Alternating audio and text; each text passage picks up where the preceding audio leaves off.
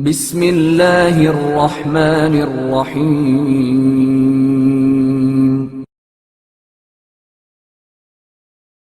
بدر میں حضرت علی علیہ السلام کی جانبازی اور فرشتوں کی سلامی۔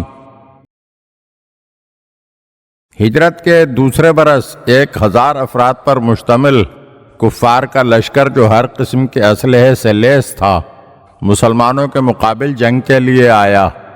حضور اکرم صلی اللہ علیہ وآلہ وسلم 313 افراد کے ہمراہ دشمن کو روکنے کے لیے بدر کے مقام پر پہنچے۔ اسلام اور کفر کے لشکروں میں خوب جنگ ہوئی اور بالآخر اسلام کے مجاہد کامیابی سے ہمکنار ہوئے۔ جس دن جنگ شروع ہوئی تھی اسی رات قلیب نامی کنویں کے ایک طرف مسلمانوں کا لشکر اور دوسری طرف کافروں کا لشکر تھا۔ مسلمانوں کے پاس پانی کا ذخیرہ ختم ہو گیا تو پیغمبر اکرم صلی اللہ علیہ وآلہ وسلم نے مسلمانوں سے ارشاد فرمایا، کون ہے جو جا کر قلیب کے کنویں سے پانی لائے؟ یہ یاد رہے کہ قلیب کے کنویں سے پانی لانا اپنے آپ کو دشمن کے تیروں کے حوالے کر دینا، یعنی بہت خطرناک اور جان لیوا تھا۔ پیغمبر اکرم صلی اللہ علیہ وآلہ وسلم کی یہ بات سن کر تمام مسلمان خاموش رہے۔ حضرت علی علیہ السلام سامنے آ گئے اور کہا، لبیک یا رسول اللہ، میں پانی لانے کے لیے تیار ہوں۔ پھر آپ علیہ السلام نے مشک لی اور کنویں کی طرف بڑھے۔ کنویں سے مشک کو پانی سے بھرا اور باہر کھینچا، لیکن ایک ایسی آندھی چلی کہ مشک الٹ گئی اور سارا پانی بہہ گیا۔ آپ نے دوبارہ اسے بھرا اور دوبارہ باہر کھینچ لائے، پھر آندھی چلی اور مشک الٹ گئی۔ 3 مرتبہ ایسا ہوا۔